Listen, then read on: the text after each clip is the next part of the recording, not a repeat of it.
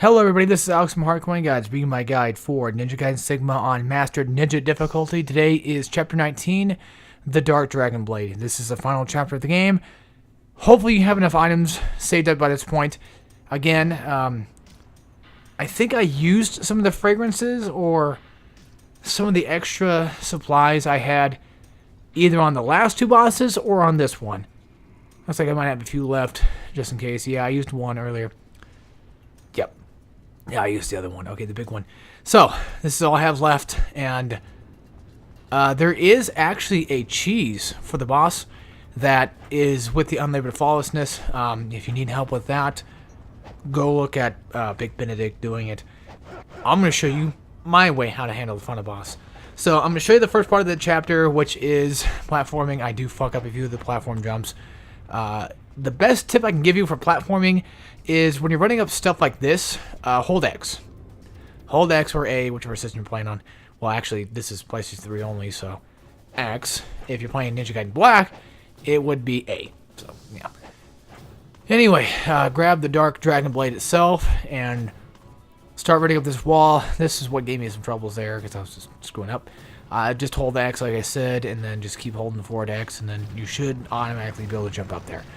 The platforming is the scariest part of this entire chapter. This is probably the hardest part, honestly, is getting there. But even then, dying on this part is not too bad. I mean, you just gotta do it all over again, but it's not like the end of the world, you know. It's just annoying, yeah, but you should be fine. Okay, so if you don't know where to go, that's what I'm here for.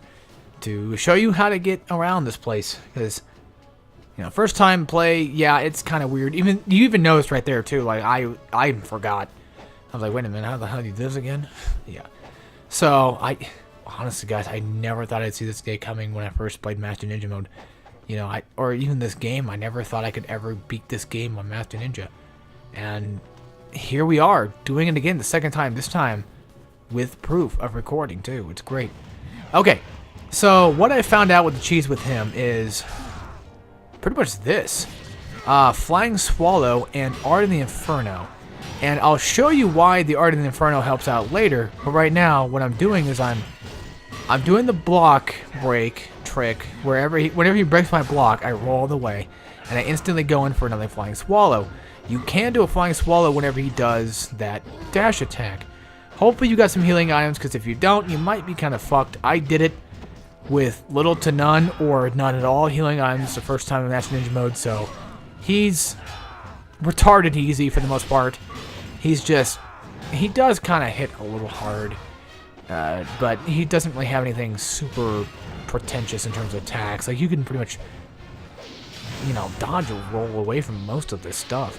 So now what he's doing is he's summoning a dragon. You can use the Art of Inferno right here, right now, to essentially protect yourself from it, but a good swift jump would be enough to basically avoid that dragon slam. That's all it really does.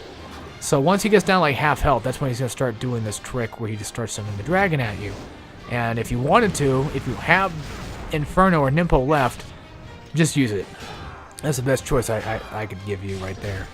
And pretty much just fight him like you would like a normal with any other boss, technically, because that's what he feels like. You know, he doesn't really feel like a final boss much in terms of like difficulty wise, but he's a alright final boss. He's good enough. So anyway, what I've noticed, and I think Big did mention this too, if I remember correctly, I'm going to say that he did. Whenever you use the Art of the Inferno particularly, it actually knocks him back to where you can go in and get a few hits on him too. And I believe the Flying Swallow can do the same, but there you go. That's it. That's the final boss. Yeah, he's dead. One more Flying Swallow. The one main cheese tactic I used throughout the whole game is exactly what I finished him off with. But there you go, guys. That is the final boss of Ninja Gaiden Sigma on Master Ninja difficulty defeated. And overall, our score throughout the whole entire game was Head Ninja. And no, I have no plans of going back to Master Ninja mode and getting the highest rank for every chapter. Fuck that bullshit. I'm not on board with that. The game doesn't even have fucking trophies, let alone any reason for me to do it. I'm not doing missions either. Fuck that shit. So that was just me accidentally doing that. But here I'm going to show off my ranking to prove to you guys that I did do it with my karma rank and everything. So there you go. That's where I stand. Whew. Jesus Christ.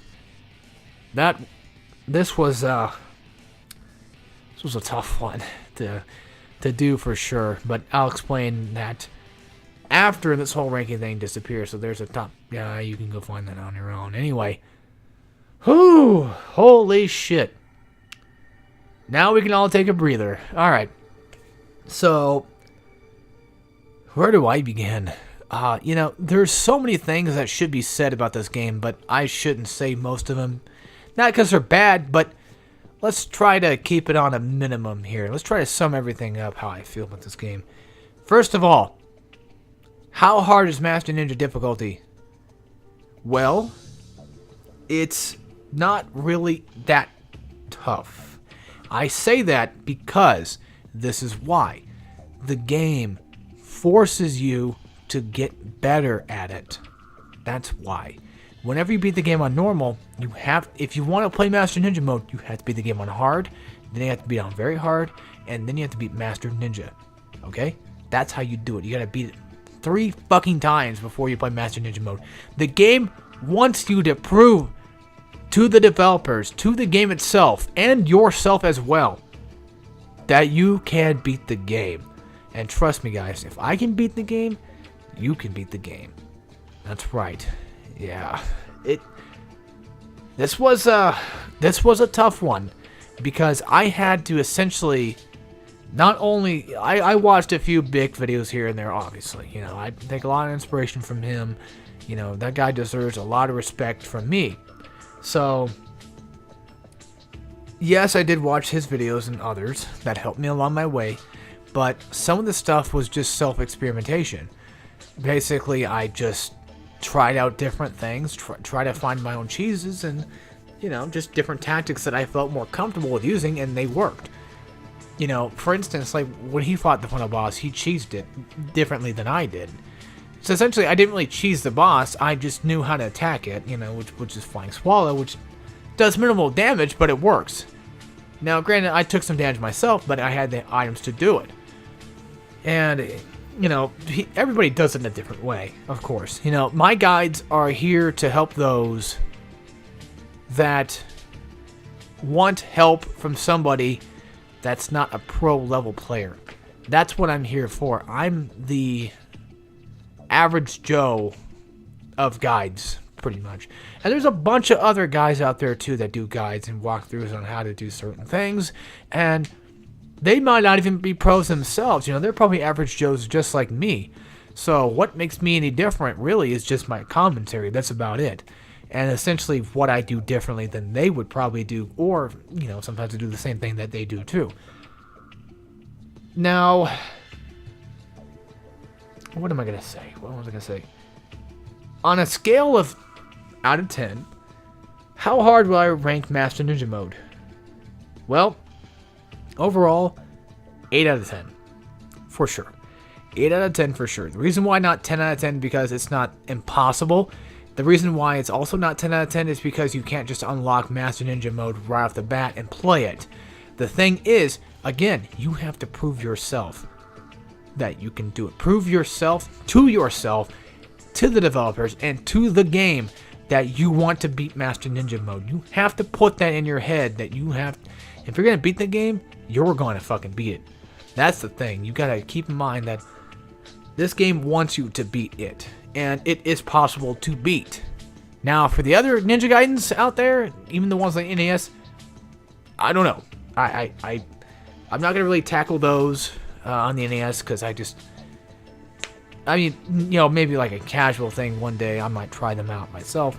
I do own one of them on the Wii U, but that's just there just because I felt like it. I was like, I got money for it, put that on.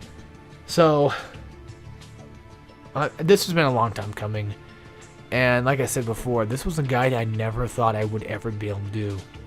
It was always up there on my channel on Hardcorian, like in my About Me section, like, it kept looking at me, like staring at me in the eyes, saying, "Alex, do it.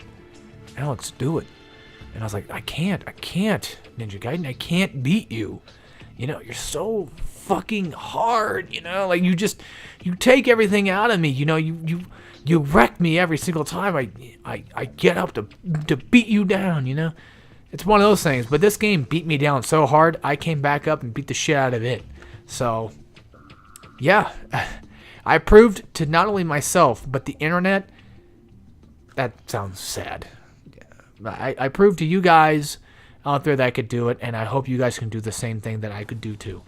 And I hope to God that you guys can do to beat Master Ninja mode, hopefully better than I did, or, you know, at least beat it. I want to see that happen. So, not a lot of people really wanted me to do this, but, you know, it's here.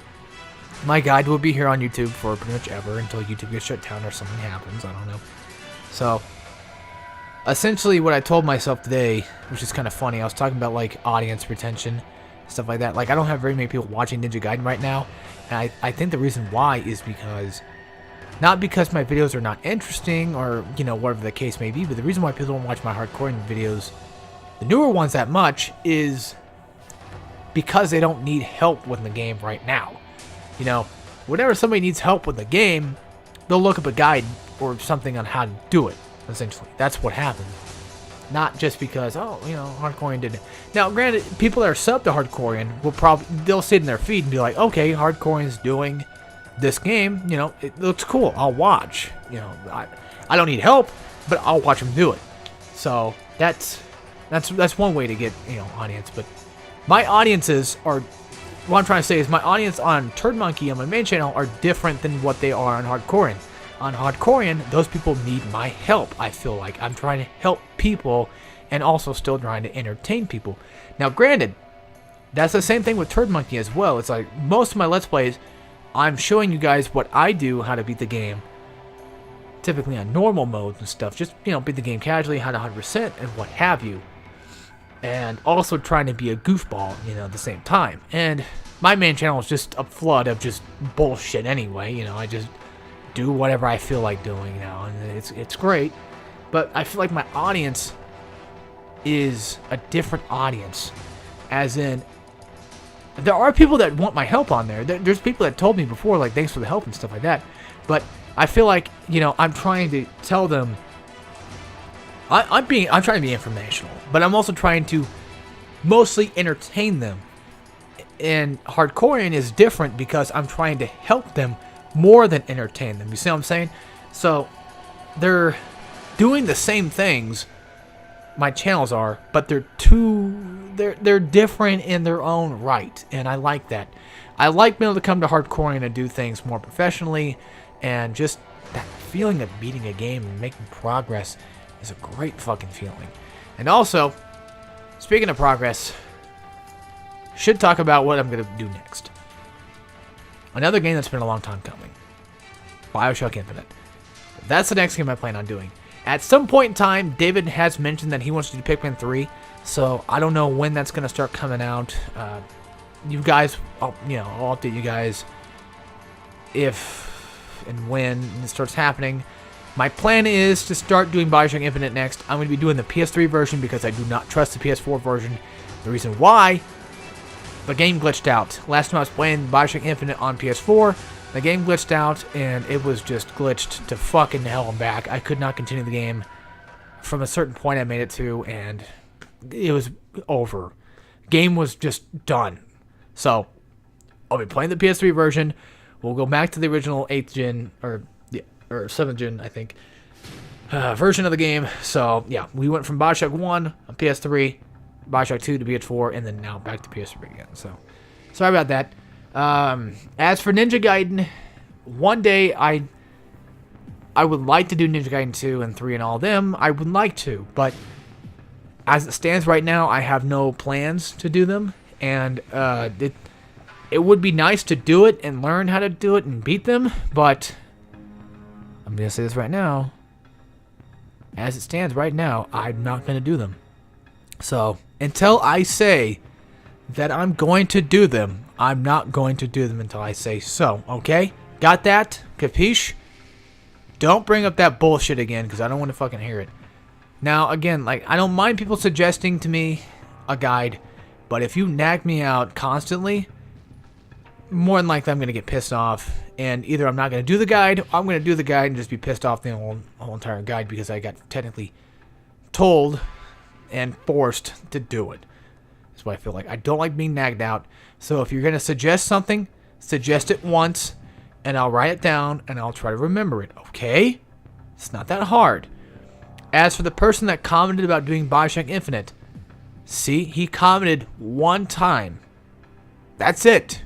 One time that person said it. And now, look at me. Now I'm like, alright, now it's planned in the future for me to do.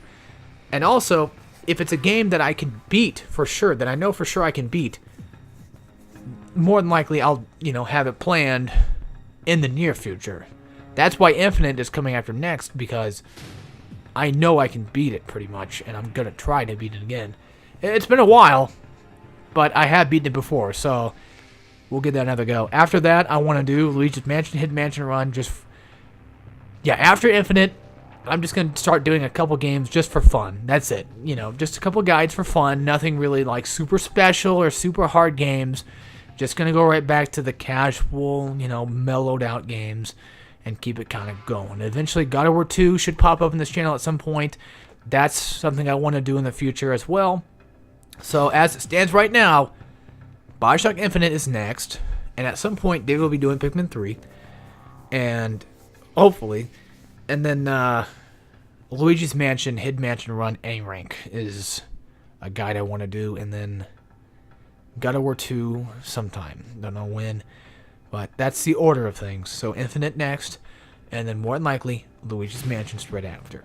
So, I want to thank you guys for watching this guide. And hopefully enjoying this guide. It was fun. It was... annoying, tedious. It had all the things that goes with the guide. But you know what? We beat it. No, not just me. We beat it together. Hopefully you guys, learn some things from this, I hope. Hopefully I tell you guys some things that helped you out. If I did, I did. If I didn't, I didn't. It's whatever. It's a guide, I'm here for that. Thanks as always, guys, and I look forward to seeing you in my next guide, which will be Bioshock Infinite on 1999 mode. And as always, take care, everybody.